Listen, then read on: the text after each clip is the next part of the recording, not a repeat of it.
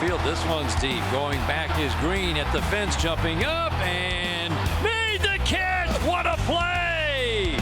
Wow! Leaping at the fence. He takes a 2-run home run away from Vaughn. What a catch! Wow! Are you kidding me? That's as good as it gets. Time to jump 2 feet up and over the wall. Yeah, Riley Greene's home run robbery, the electric play of the week presented by Chevrolet. A great moment for him in his rookie campaign. Let's give Riley a clubhouse pass and visit with him on the spread today.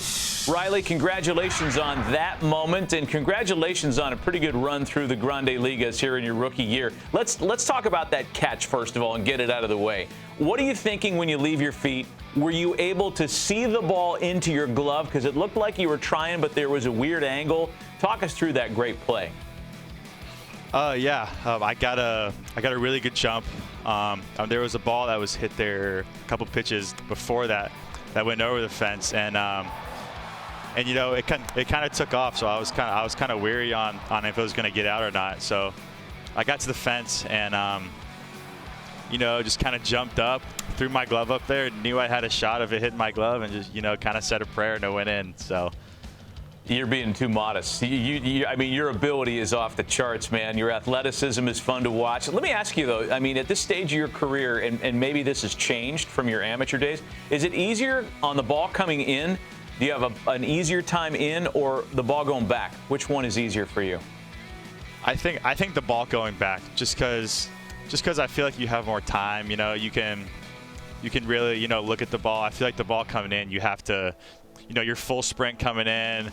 You know, eyes might start bouncing because you're trying to slow down. You know, but I feel like the ball going back's a lot easier. You know, you hear infielders talk about this all the time, Riley, that continuity with who's around you is so important. I think that's underreported for outfielders, and you've had a lot of different outfield combinations that you're trying to get used to in your first year in the big leagues. Talk about that factor, playing with the same guys every day. Yeah, it's like a comfort factor, you know, being able to be out there with the same guys, knowing what they're going to do, knowing how their reads are, you know, just knowing them as a player is really big.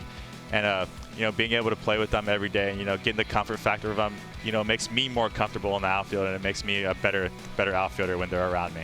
Where do you kind of self-critique your approach, your work with the bat in your hands now as compared to when you came up? I mean, it's a much different animal here than it is at any level at the minors, as you know. And how do you feel that progression has been for you? Yeah, it's been pretty good for me. You know, I just feel like, you know, taking your hits, you know, taking your singles, not trying to do too much, not trying to hit a homer every time, just taking your singles when you can, and, you know, the homers will come. Just being patient, you know, taking your hits when you can, and, you know, when it happens, the homers will come. Tigers have a little bit of momentum at this point of the game. I know it's late in the later stages of the season. What kind of goals do you have for the final, say, week and a half's worth of games before everybody picks their own friends for the winter? Yeah, we're gonna come out here. We're gonna play as hard as we can. You know, we're not in the playoffs, but we're come out and try to win as many games as we can, and you know, have fun too. You know, winning's fun, and we're having a lot of fun right now in the clubhouse, and it's awesome. So you and I share a birthday. Happy birthday, by the way. Way to go. Oh, happy birthday to you, too. 22. You want to trade bodies? You take this 54-year-old bag of bones, and I'll be your 22 athletic self. Have you kind of absorbed the Michigan, the Detroit sports scene? And if so, are you following the Lions with a refreshingly good start? Are you watching Michigan football? Are you watching Sparty? Where are you with the other teams in the market? Yeah, we actually, me and Torque, we went to a Michigan practice, and it was unbelievable. It was awesome, and yeah, I mean the fans here, just the support through, you know, college football, professional football, baseball, it's incredible. And you know, when more fans come, you know, the more energy we have, and the better we play.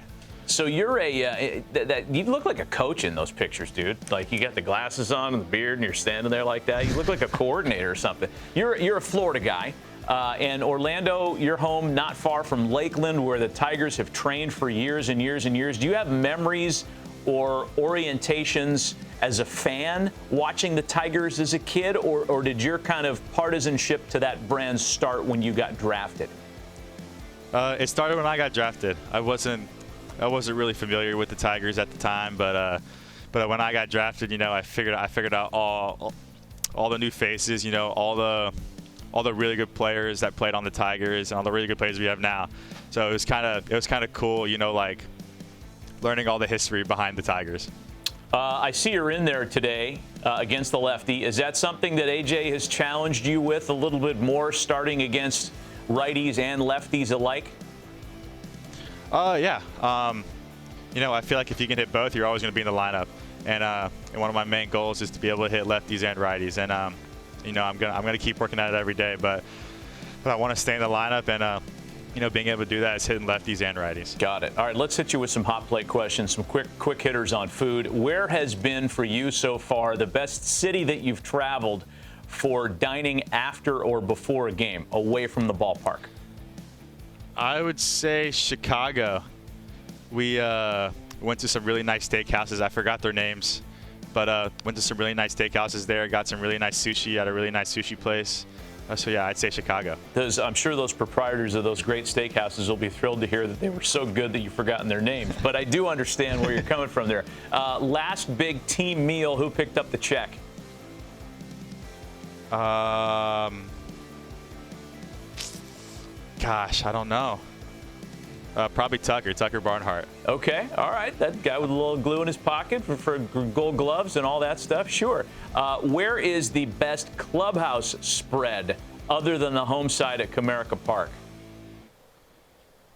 The Texas Rangers. Yeah, their spread was incredible. It was like freshly cooked food every day, and it was really good. Got it. Hey, Riley, we appreciate the visit, man. Love watching you play. Congrats on what you've accomplished. Sky's the limit for you. Keep going, man, and thanks for the visit with us.